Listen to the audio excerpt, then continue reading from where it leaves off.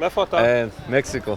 אתה ממקסיקו? מקסיקו, תן לי לנחש, אתה רפורמי. I'm religious, but I'm more modern. As far as I'm concerned, what there is that's the halakha. If you want to go to pray, you don't want to be distracted.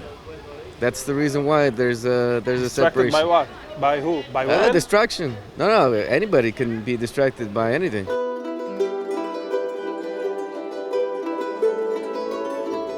האזור הזה שנמצא מאחוריי מוגדר כאזור הנפיץ ביותר במזרח התיכון. אתם יכולים לראות את הכותל, את כיפת הסלע, את מסגד אל-אקצא שנמצא כאן מאחוריי. המקום הכל כך קטן הזה ידע כל כך הרבה מתחים מאז ומעולם, מאות שנים, והאחרון שבהם זה מתווה הכותל.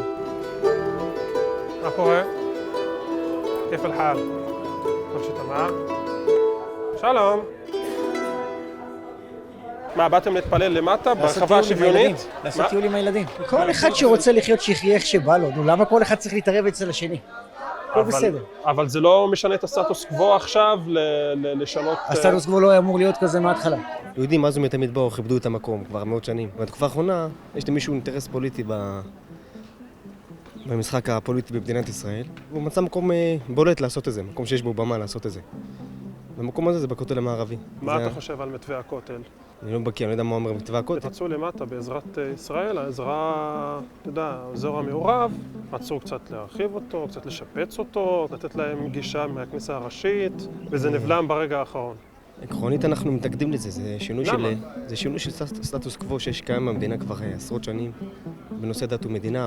הכותל הוא מקום קדוש, זה אמור להיות מחוץ למשחק.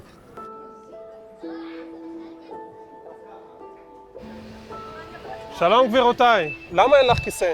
אני אביא לך כיסא. לא, מאמי. למה? אז אני אביא כיסא בשבילי. לא נעים ככה, אנשים במקום אחר, נשים במקום אחר. צריך ביחד.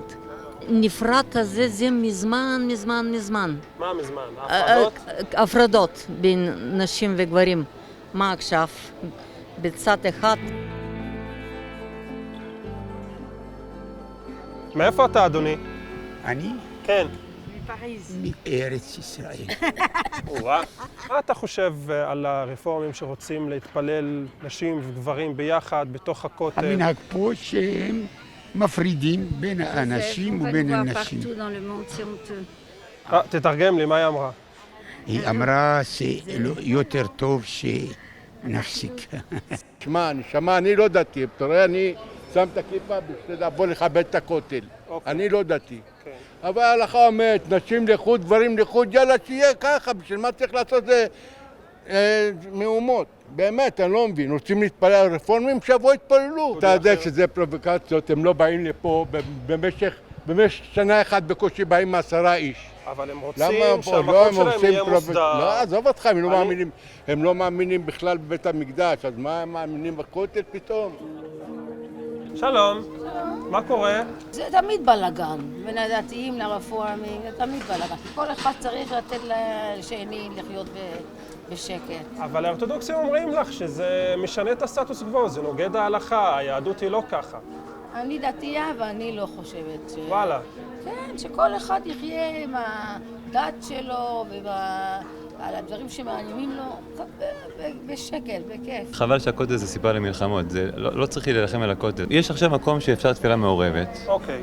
ואני חושב שזה מצוין, מי שרוצה. כותל משפחות אפשר לקרוא לזה. אתה יודע מה? בוא נסתכל באמת. בוא, אתה לוקח אותנו לשם. יאללה, בוא נקרא. זה הרחבה, היא בערך בגודל של עזרת גברים. למעלה הרבה יותר יפה. מה זה? אין למעלה. הרבה יותר יפה. זה הכותל המערבי, הכל כותל מערבי. אחרי שנחרב בית המקדש, אז רוב האימפריות ששלטו פה לא נתנו ליהודים לעלות להר הבית. אז היו מתפללים בכותל הדרומי, בכותל המזרחי, בכותל המערבי, בכל מקום היו רק רוצים להתקרב. כמו שבחברון היה אסור ליהודים להיכנס למערת המכפלה שלא שלטנו שם. היה מותר לנו ללכת רק עד המדרגה השביעית, לעמוד בחוץ עד המדרגה השביעית ושם להתפלל.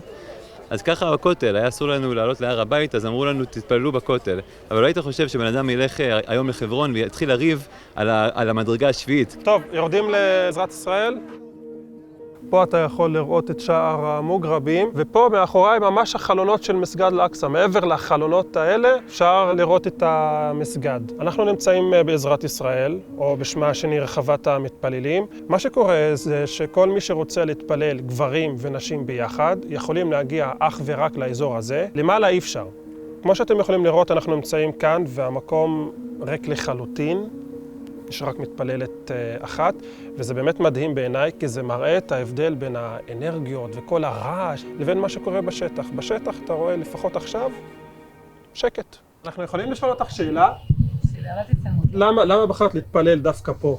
כי פה זה מעין התבודדות, אני לבד עם השם. אני יכולה לבכות, אני יכולה לצחוק, אני יכולה לעשות מה שבא לי בלי שאף אחד רואה אותי. הכותל הוא קדוש מתחילתו, מהזווית הדרומית עד הזווית הצפונית, הכל אותה קדושה. סליחה על השאלה, את אורתודוקסית, נכון? כן, אורתודוקס, משתדלת. ומה את חושבת על כל הבקשות שלהם להתפלל בצורה שוויונית, מה שנקרא, בצורה מעורבת, גברים ונשים ביחד? אני לא חושבת שהם רוצים את הקדושה של הכותל, הם רוצים לבוא ולריב. אני ראיתי אותם פעם שהם עושות את התפילה בראש חודש, זה נראה לי משהו מאוד חיצוני, זה לא נראה לי משהו שהם באות לקשר עם השם. זה נראה לי משהו שקרי, כמו כל הרפורמה. זה לא אמיתי. זה לא נחשב אבל לכפייה נגדם, זה מה שהם מאמינים בו. זה משהו רפתני, שמגיע עם צילומים, הם לא מגיעים לכותל, הם רוצים לעשות הפגנות. נראה לי יש הרבה מקומות חוץ מהכותל המערבי. אין פה עבודת השם. זה בכלל לא עבודת השם. לא, כי היא מזויפת. הקדוש ברוך הוא אמת וחותמו אמת. ומה את חושבת שצריך להיות הפתרון?